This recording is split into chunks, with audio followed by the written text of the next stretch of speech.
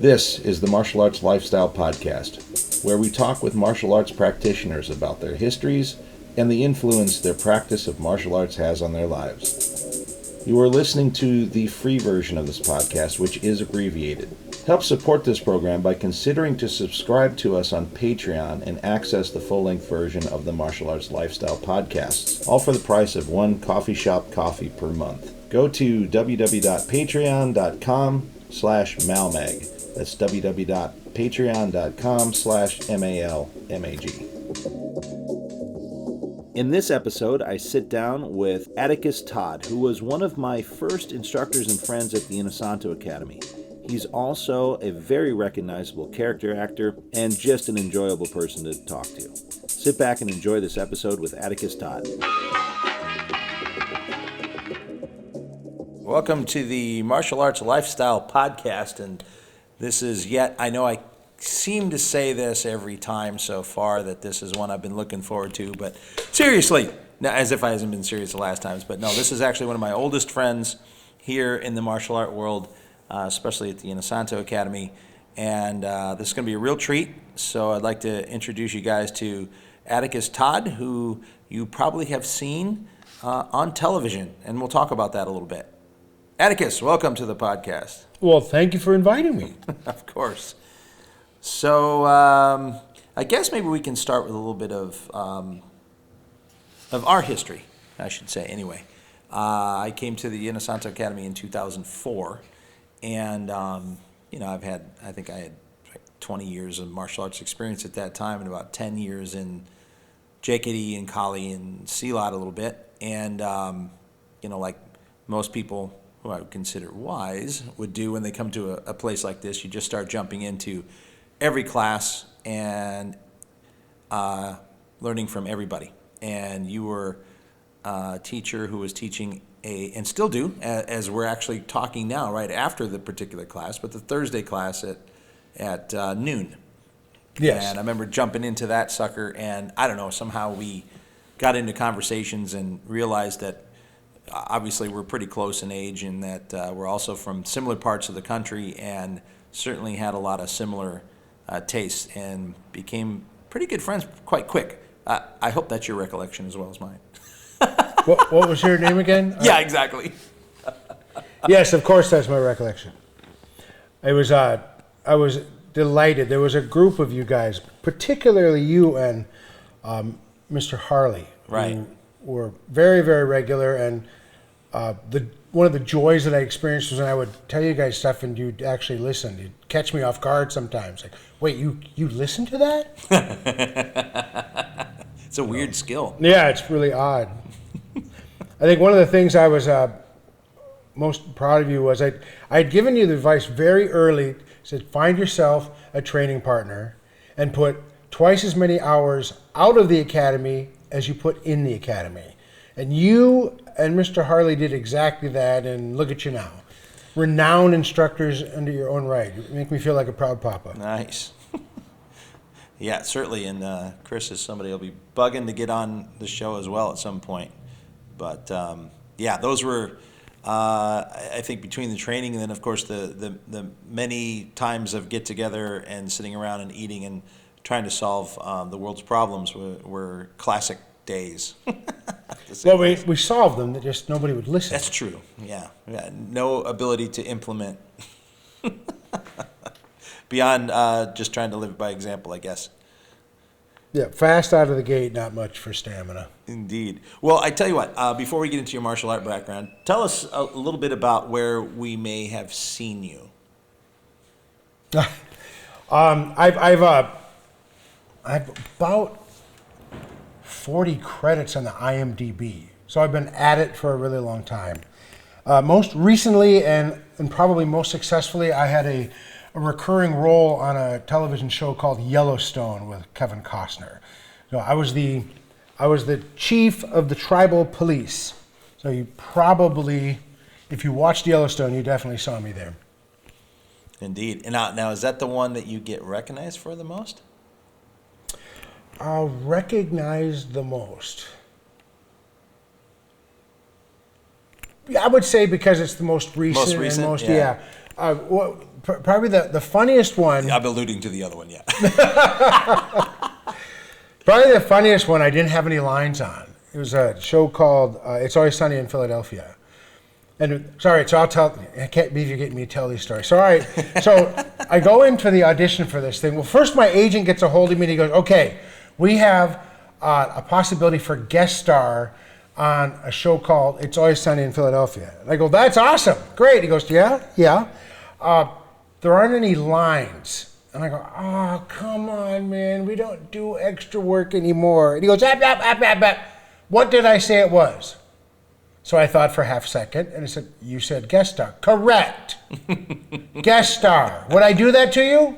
Would I do it? No, you wouldn't. So I go into the audition, and I recognized everybody there. Everybody there was a working actor, all trying to get this no words role. Really, that was very, wow, I'm like the least known guy in this room.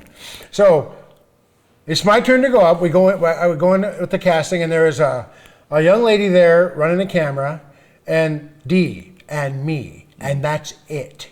Like, I'm looking at her like, wow, you're the star of the show. Right? Yeah. So she comes up to me. She goes, okay, serious as a heart attack. Don't let me break you. And to myself, I'm like, oh, I got this. If I want to be, I am the most stoic, unflappable.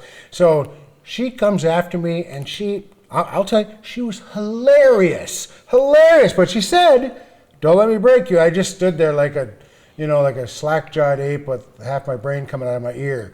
And after about 45 seconds, she stops, and she gets a grin. She goes, we found him. This is our guy right here. Really, really cool. So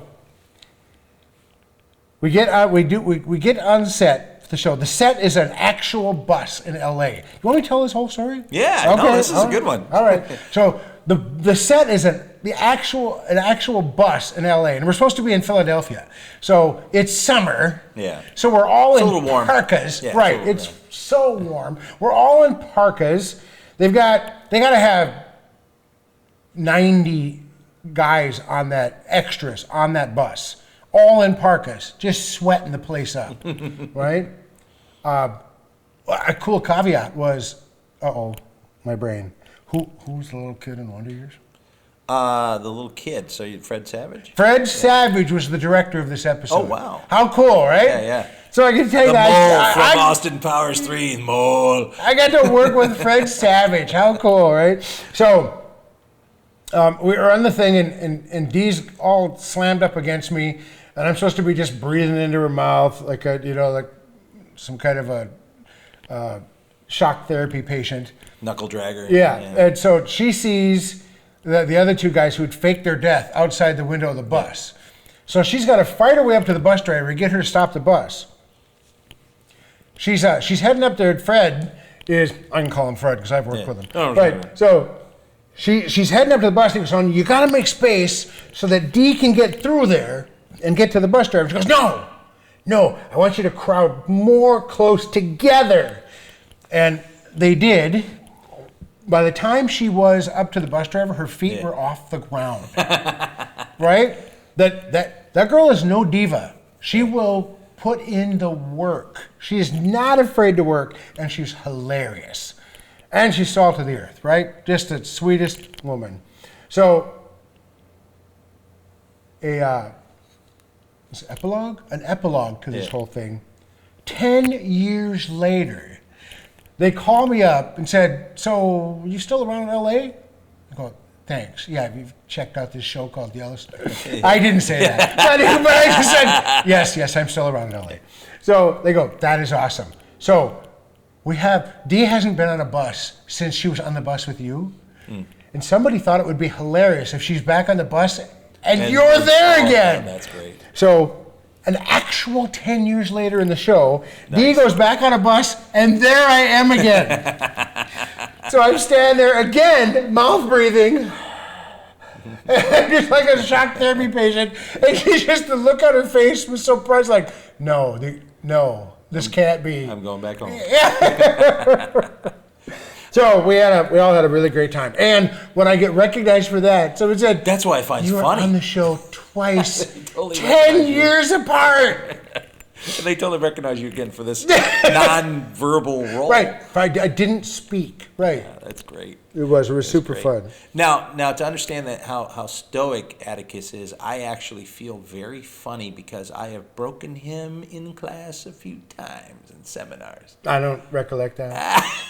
I don't want to get into it. To get into it. Right. You got to keep this show at least rated Yeah, exactly. R at the worst. I assume. But those of you in the know and are probably sitting there laughing right now. So my favorite, just before we move on, my favorite Atticus role was something about Earl, the guy who likes candy. Yeah, that was super fun. They just let me run with it, right? So I even ad-libbed some of the lines on that, and we had such a great time. So the scene was that the boys, a friend of theirs is locked up in an insane asylum, and they're going to go rescue him. I happen to be a patient there, and at the time I was tiny, right, 450 pounds. So even compared to I'm forgetting the character actors' names. Oh yeah, it's Jason Lee, and then I know the other. I totally know that. I could name 10 shows he's been in. But anyway, he's a big fella. I made him look small at the time, right? It was pretty funny.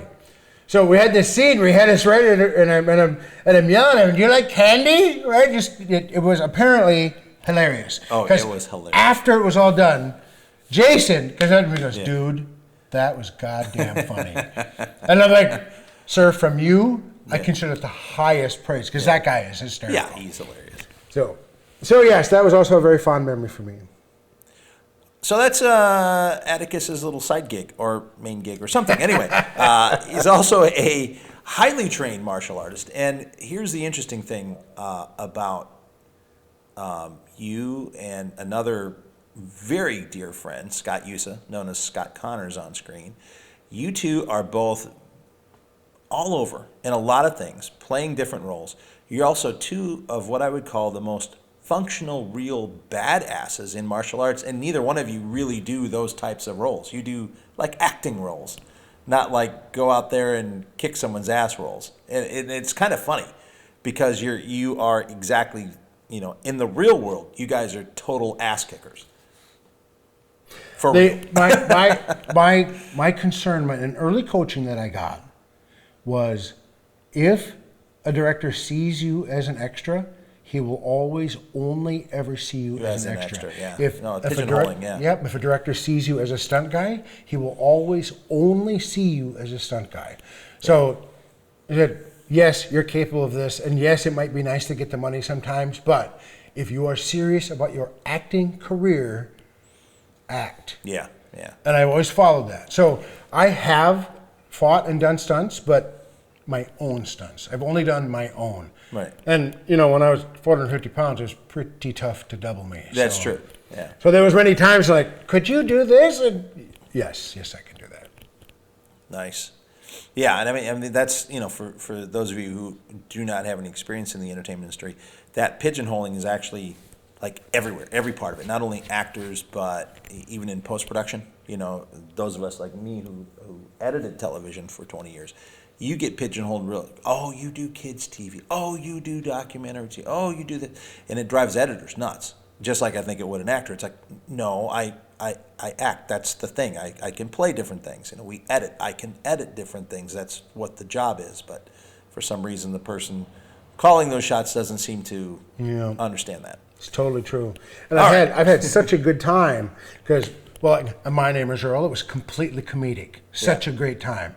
On Yellowstone, it could serious as a heart attack. Absolutely. Such a serious drama, right? And then I've done action. I've gotten to fight Jason Statham, right? Good times. Mm-hmm. So I rarely get nailed down to. I played Chinese, Russian, Hawaiian. I've got a flexibility that I have enjoyed. That if I allowed myself to get caught just doing this one thing, just pigeonhole, just stunts or something, right? Well, the nice thing about Yellowstone is you get to play actually what you are ethnically, Native American. Right. That's also pretty rare. I'm rarely actually seen as Native when, that's what I'm actually packing. Well, I think we can segue into that, into our martial arts, because, the types of martial arts anyway that you're doing and teaching are about adaptability and moving into different hats, so to speak. Jeet Kune Do, Kali, and being able to move in and out of different ranges and such. But I think we'll maybe ask you a little bit about your history first. Like, how did you get involved in martial art? My first martial art was freestyle wrestling, right, as a kid. So I got into freestyle wrestling, then I got into Greco, then I got into folk style. Later I did some Sambo.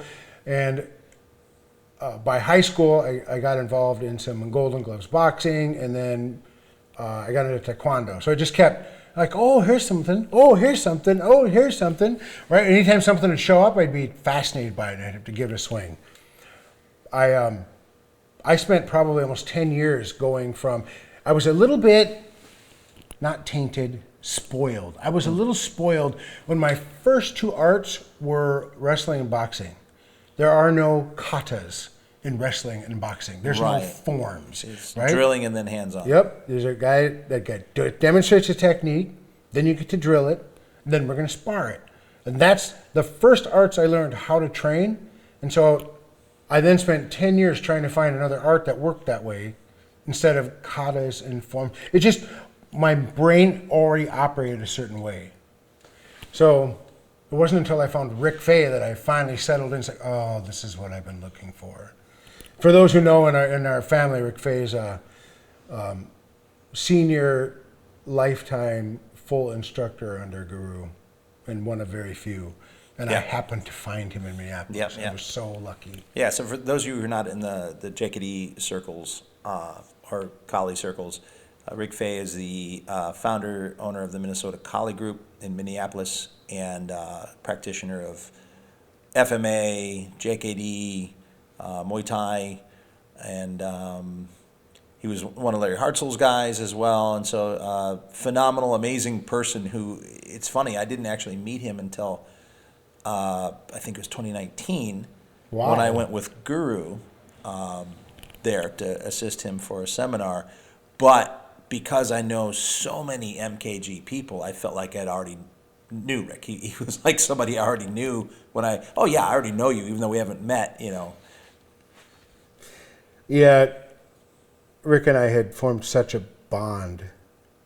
It was funny, I went back to Minneapolis a few years ago, and I can't tell you how many people come running up to me, and the way that they were talking to me, I thought that we knew each other, and I didn't. They just heard so many stories. They felt like they knew me. They're like, well, that's a little unfair. It's all good. So okay. So you were sort of a style hopper, if we want to use this word, for a while. Long time. And then you found, or let's say a school hopper, because a style hopper, we might kind of still be that. I don't think I've gotten past that. Yeah, it's used as an insult by some people, but we'll kind of do that sounds like a compliment thing. And so what kept you with Rick Fay? What was the thing that made you go, okay, I don't need to look farther than this school? Rick is such a phenomenal teacher, and the methodology they taught was something is what I was looking for, right? A guy who demonstrates the techniques, and then we get to drill it with one another, and then we get to try to work it at a live pace, right? Just the way I had learned my very first arts, all the different kinds of wrestling and the boxing.